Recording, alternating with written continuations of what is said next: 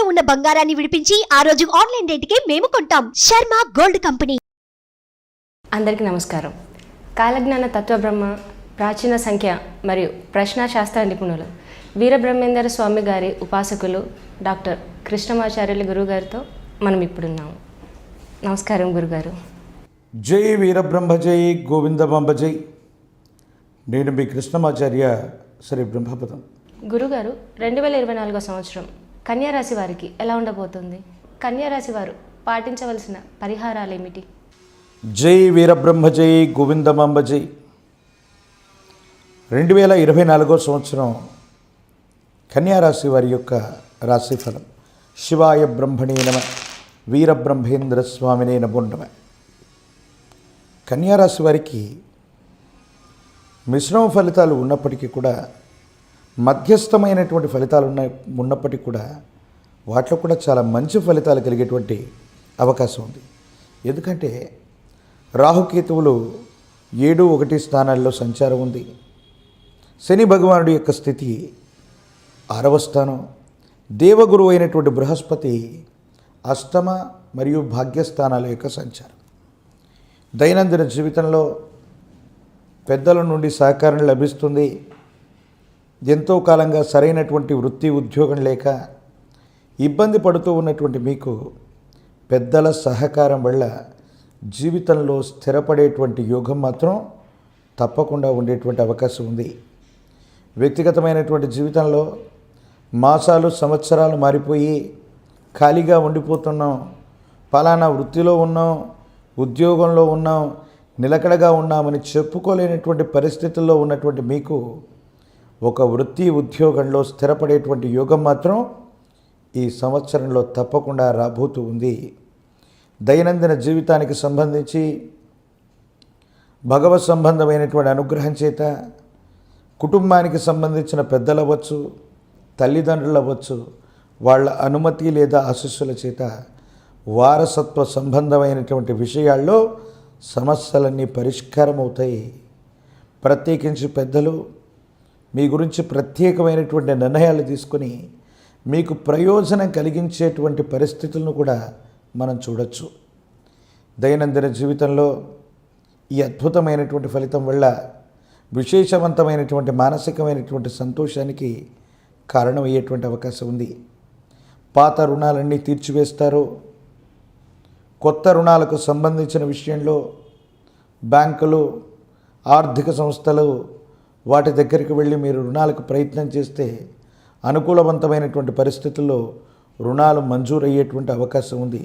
కానీ దైనందిన జీవితంలో మోసపూరితమైనటువంటి వ్యక్తిత్వం కలిగినటువంటి ఒక మిత్రుడవచ్చు, మీ కుటుంబానికి సంబంధించిన సన్నిహితుడైనటువంటి ఒక వ్యక్తి అవ్వచ్చు, అది కూడా సహోదర సహోదరి వర్గం, బంధుమిత్ర వర్గానికి సంబంధించిన ఒక వ్యక్తి చేతిలో మీరు దారుణంగా మోసపోయేటువంటి అవకాశం ఉంది.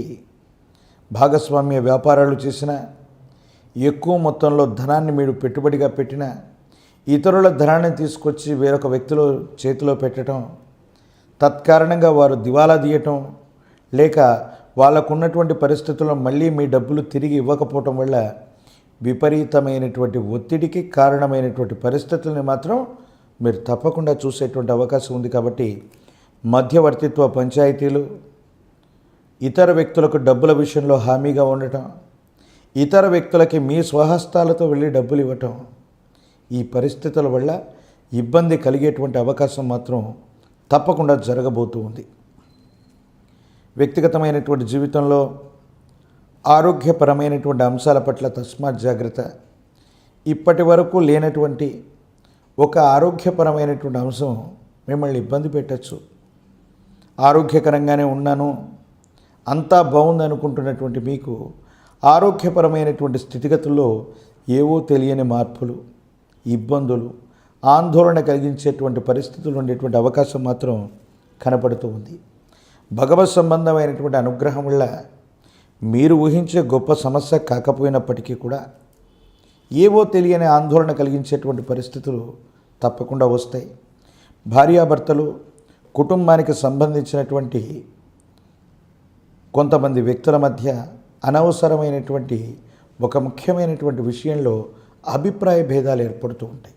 అంటే జీవితంలో నేను ఫలానా చేస్తాను, ఫలానా చేయబోతున్నాను, ఫలానా వృత్తి వ్యాపారంలోకి వెళతాను అని మీ అభిప్రాయాన్ని చెబితే ఎప్పుడూ కాదు కూడదు అని చెప్పనటువంటి మీ జీవిత భాగస్వామి ఇప్పుడు మీరు తీసుకునేటువంటి నిర్ణయాలకి వాళ్ళు కాస్త ప్రతికూలవంతమైనటువంటి సమాధానం చెప్పటము, మీ యొక్క నిర్ణయానికి అడ్డుకట్ట వేయటము జరుగుతూ ఉంటుంది.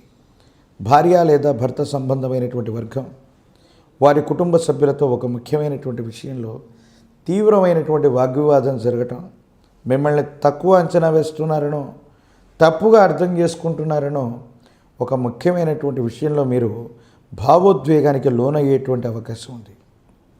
దీని కారణంగా మానసికమైనటువంటి ఆందోళన పెరిగిపోయి భార్యాభర్తల మధ్య అవ్వచ్చు, కుటుంబ సభ్యుల మధ్య అవ్వచ్చు, లేనిపోని అభిప్రాయ భేదాలు ఏర్పడేటువంటి అవకాశం ఉంది.